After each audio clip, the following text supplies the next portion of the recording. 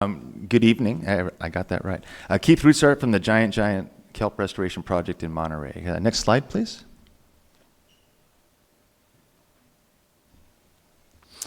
Due to multiple stressors, the giant kelp forests of Monterey became urchin barrens, denuded of species.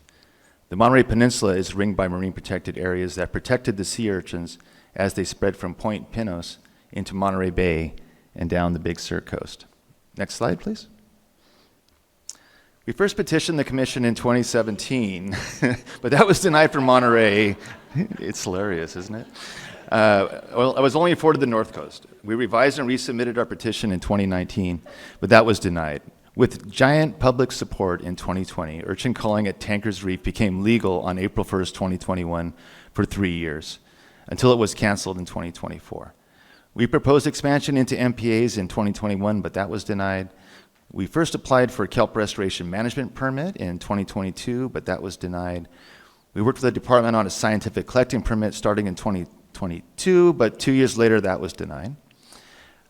We applied for a Decadal management review petition in 2023, which is what we are considering today. If everything goes perfectly, we could begin work in the fall of 2027, a decade after we first applied. We also petitioned for recreational use of our airlift tool, which you can see in the very back of the room, and to cull urchins in 10 coastal counties, but both of those petitions were denied in 2024. Next slide, please. So when we first arrived at Tankers Reef in April of 2021, there was an 8-acre kelp forest on the north side of the treatment area, which we helped to survive into adulthood. Next slide, please. After a year of culling urchins, we moved the kelp forest as the kelp spores spread to the southeast to make an 11-acre kelp forest in a former urchin barren. Next slide, please. Our plan was to clear the urchins for kelp spores to spread against the swell and expand our kelp forest by 8 acres. Next slide, please. However, when the commission sunsetted our project in April of 2024, our restored kelp forest was descended upon by urchins and reduced to just 2.3 acres. Next slide, please. Because we were forced to stop, sadly, our kelp forest is now reduced to only half an acre. Next slide. Our new method, this year we are expanding our efforts in a new regenerative fishery where we are harvesting purple urchins in a 92-acre shale benthos, land them at the Monterey Abalone Company, ranch them in the Monterey Harbor, and sell them at Fisherman's Wharf and beyond. Next slide. Our new method of harvesting is with our commercial airlift, which vacuums up the urchins into 300-pound baskets. This is 28 times more efficient than culling and allows us to collect the small urchins for composting, allowing more time between harvests. Next slide.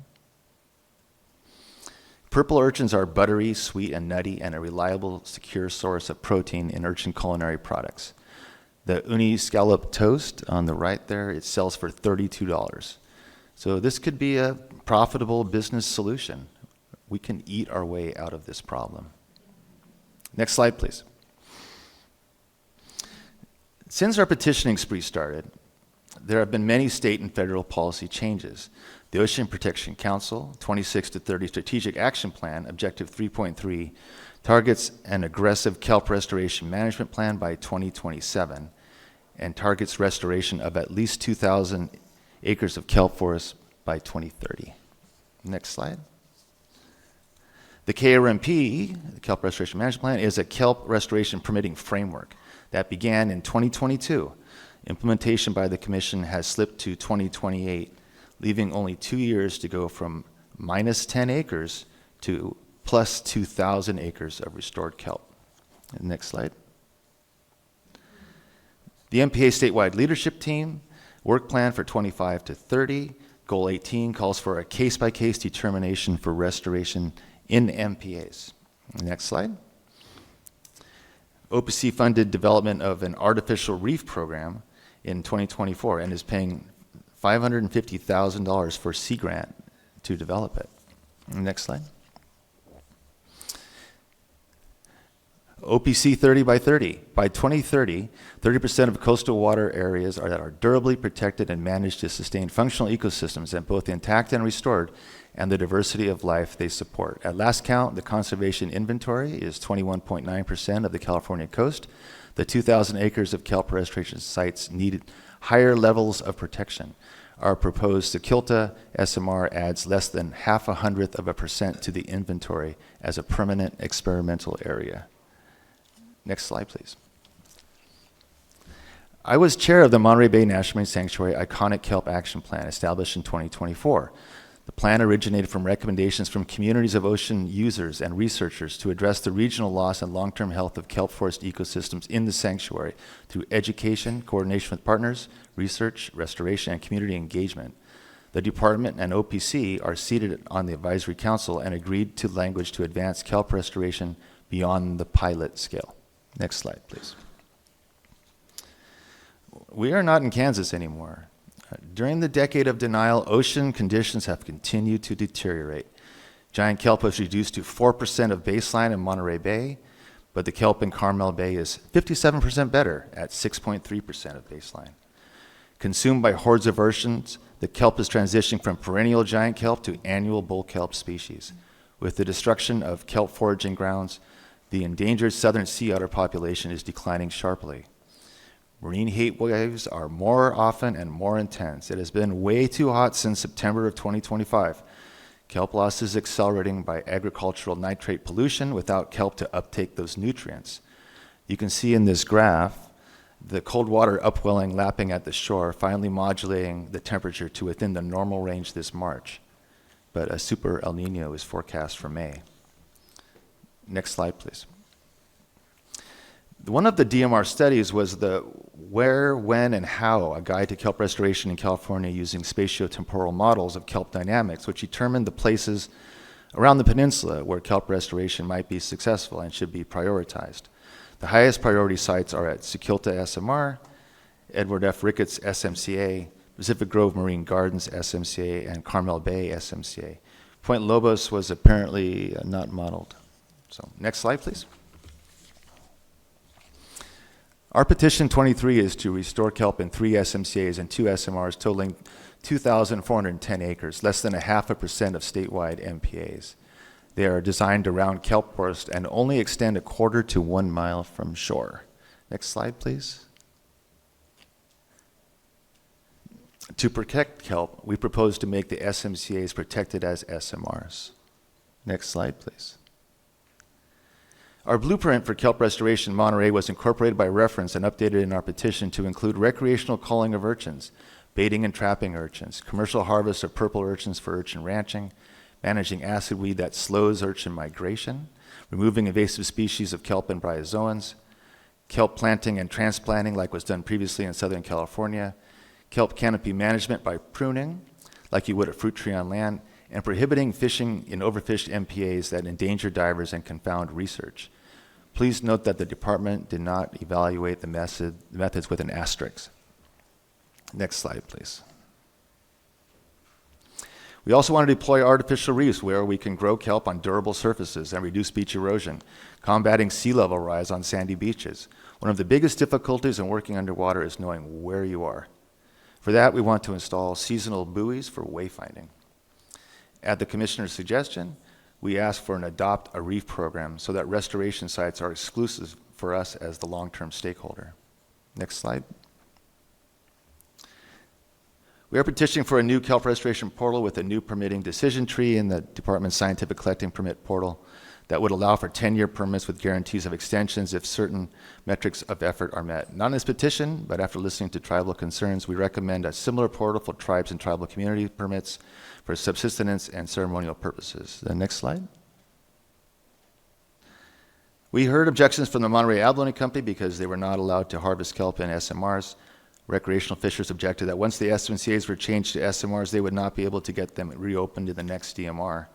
To satisfy objections, we amended our petition in AM1 to leave 3 MPAs as SMCAs.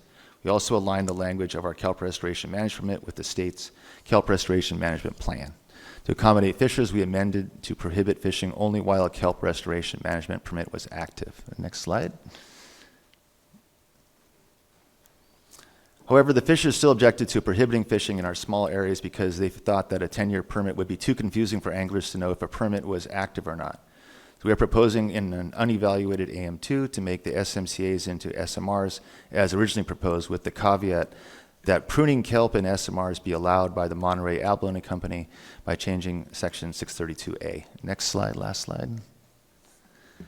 In conclusion, there are several pathways to kelp restoration for the Central Coast. The first is the yellow brick road we are currently on, fishing pathways outside MPAs, commercial take with an airlift, and recreational take of a mere 35 urchins per diver per day. The preferred restoration pathways in MPAs are our Petition 23 AM2 regulation change to allow permanent restoration activities in our highest value MPAs. The restoration management plan that would be implemented in 2028, long after the last remnant kelp forests disappear, and which will be silent on kelp restoration in MPAs. Another way is a restoration management permit, as we originally proposed in 22, which is under development and has never been used in the ocean. Finally, Dorothy, there is a permitting pathway called a letter of authorization that was available the whole time but never offered to us. Next slide. Last slide. Thank you. Cool. Thanks, Keith. And thanks to everyone, Keith, family, all speakers. Yeah, thanks for being here. Commissioners. I just want to, a couple things. Thank the department for their evaluation of this petition. It's a really lengthy evaluation. I'm like rereading because I couldn't, of course, hold on to all the different parts, but you know, it's just a huge lift, and I really appreciate your taking such a close look at each part of this. I want to applaud Keith's dedication to this place he's stewarded for so long. Thank you, Keith. I know this area because it's where my daughter learned to dive, and yeah, I think it's just like in discussing a previous petition from Keith, I said, I think there's a place for local stewardship, like even if the action is not addressing the problem at scale, and, you know, but it's addressing it really locally. I still believe that. That's like another part of how people form bonds with a place. And Keith, you've just been really patient and persistent and constructive. And I thank you for that. The department raises a lot of concerns. I don't need to walk through all of them, but I just want to, you know, note that some of the concerns are they're basically insurmountable, things that would require legislative action, things that would like dramatically alter the existing time frame attached to scientific collecting permits, enforcement challenges that seem insurmountable. So I do think that like we've got to walk through and look at all of these pieces one by one and just, you know, at some level ask even whether some of these are in our purview. The Decadal Management Review also is, you know, pretty specific and clear that doing restoration within marine protected areas is something we'd like to sort of like grow, but it requires a framework first. We need the framework before we can make specific case-by-case decisions. And so, you know, the Kelp Restoration Management Plan is coming relatively soon. I hope there's a place in it for small-scale localized restoration by people who are connected to specific places, and we don't have it yet. The department did support Action 28 in the amended petition to promote kelp restoration collaboration on the commission's website, the department's website, and our public outreach. I support that too. I think it's great that there's like something in there that is easy to do. It's really aligned with our goals, and kelp forest decline is a big challenge in California since that marine heat wave. So like we're all on the same page about how important that is to do something about. Yeah, that's all I'll say. Vice right now. President. Thank you. You know, I'm an appointee, like many of you, of Gavin Newsom, and one thing that Gavin Newsom, along with his Lieutenant Josh Friday, did was about community activism and volunteerism. And I just want to say, Keith, as an appointee of this governor, keep up your hard work. I hope we can find something, Commissioner, that will allow Keith to go ahead and do the work that he's so passionate about, and he obviously is so committed to. So, thank you. Yeah, I also want to thank Keith. Yeah, you know, you showed that picture of you with short hair. That's real. You have the receipts, right? And we see you trying to come at this in lots of different ways, and we can see what your goal is, right? Your goal is kelp, right? Healthy kelp. And I think tending and this, you know, local stewardship, it's something that makes sense to me too. Like, This petition is complicated. It has a lot, there's a lot going on. I'm not prepared to, say anything decisional today, but there's a lot going on with this petition. Is this the right way to get at some of your goals? We're going to keep talking about that. But, one thing that I do see, even just today, we've seen at least 3 different ways to get at this idea of, healthy kelp, restored kelp. There's just so much energy around it, and it's been a topic we've been talking about really much of the day today in several of the petitions, and I see that energy and I see that desire, and I think we all share that goal, which is kelp doing better along our coastline. The KRMP is much awaited, eagerly awaited. We are all excited to see it, I guess I'll just leave it at that and just, say thanks. We see you trying lots of different ways. We see everyone who has, many of the petitioners today also efforting in a similar direction. But Keith Stad, yes. More Keiths. Well, that's on you, right? You made the first one. I don't know. Get to work, Dad. Okay. Okay. Let's go. Commissioners, anything else on this petition? All right.